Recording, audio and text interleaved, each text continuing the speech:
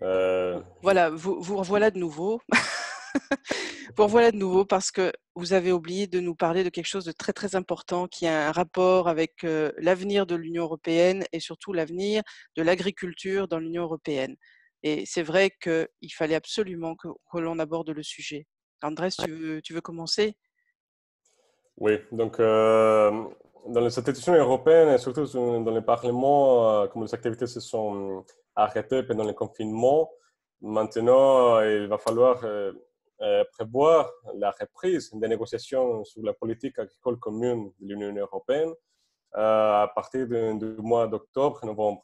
Donc, partie de notre travail comme BeLive, c'est aussi de suivre les dossiers et d'essayer de faire des propositions pour que la nouvelle politique devienne une politique amicable aux abeilles.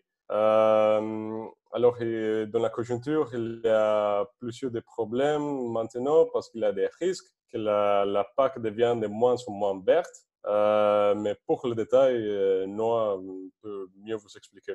Mmh. Oui. Noah? En fait, nous, comme BeLive, on avait proposé au niveau européen toute une série de mesures de pratiques, en fait, de comment traduire la politique agricole commune à quelque chose des mesures très concrètes.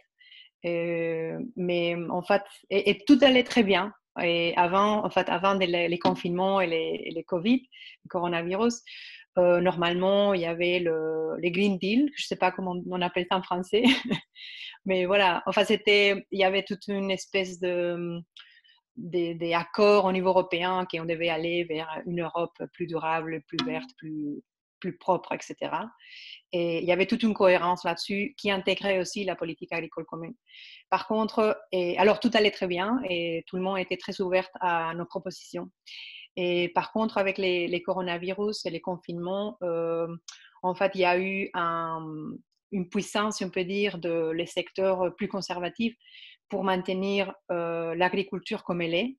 Non, parce que voilà, l'agriculture, c'est des productions de base et il faut assurer des produits bon marché pour tout le monde, accessibles, etc. Et du coup, voilà, il y a une espèce de comment on dit pas, Revirement de situation.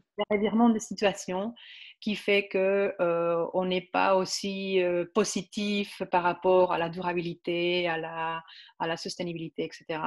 Et voilà. En fait, là, maintenant, c'est les retours à l'école, si on peut dire, ou la rentrée à l'école, quand on recommencera les activités européennes. Euh, on attend qu'il y ait une activité beaucoup plus dure à faire par rapport à convaincre les preneurs de décision au niveau européen, les différents États membres aussi, le besoin, la nécessité en fait d'intégrer ce type de mesures et qui sont des bons sens, enfin des bons sens agricoles et bons sens paysans. Mais voilà, que pas tout le monde a les mêmes bons sens. Du coup, ça, c'est une chose qu'il va falloir lutter un peu dans l'avenir, les mois qui arrivent. D'accord. Je comprends que vous allez avoir beaucoup de travail donc. Oui. Ouais. Bon, eh ben, Juste, oui, Andrés? juste une petite remarque. Plus d'informations sur nos recommandations pour la PAC et pour l'avenir de l'agriculture en Europe sont disponibles sur notre site web de be-live.eu. Donc, Je l'indiquerai toute sur le blog. l'information est déjà disponible. D'accord, merci beaucoup. Merci pour tout ça.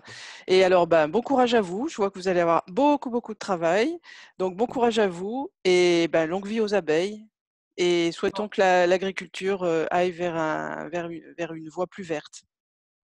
Oui, pour nous Merci tous. pour tout le monde. Oui. Merci beaucoup. Salut. Merci. Salut.